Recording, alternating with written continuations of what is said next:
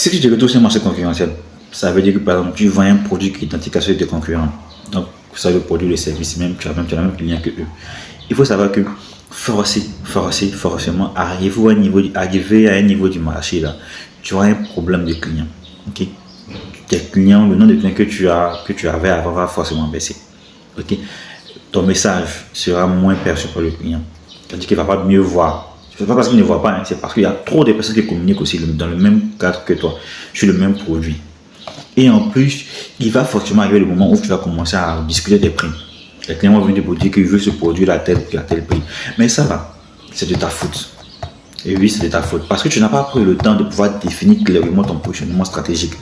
Quelle est la place que tu veux occuper sur le marché? Comment est-ce que tu veux être perçu? Le positionnement stratégique, c'est quoi? C'est de dire que moi, pour le produit ou le service que je vends, là, voilà la cible que je veux.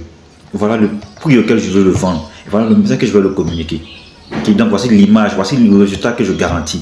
Voici la transformation réelle que je garantis. Voici la valeur que je dégage, que je propose. Et pour ça, là, mon prix, là, il est ça. Ma cible, c'est ça. Et quand tu finis ça, quand tu as fait un travail dessus, que tu communiques maintenant, là, quand le client il vient, qu'il voit que tu as fait un positionnement bien fixe, là, il ne peut pas venir qu'il faut diminuer le prix. S'il dit qu'il faut diminuer le prix, là, dans ce cas, il ne rentre pas dans ta cible. Dans ce cas, il n'est pas ta cible.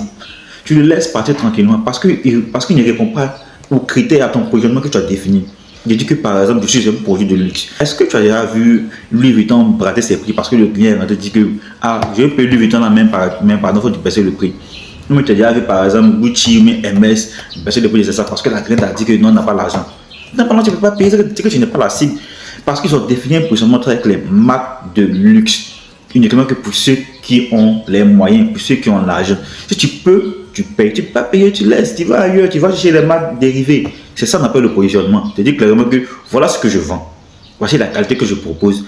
Voici à qui maintenant je propose. Et voici au prix auquel on doit l'acheter.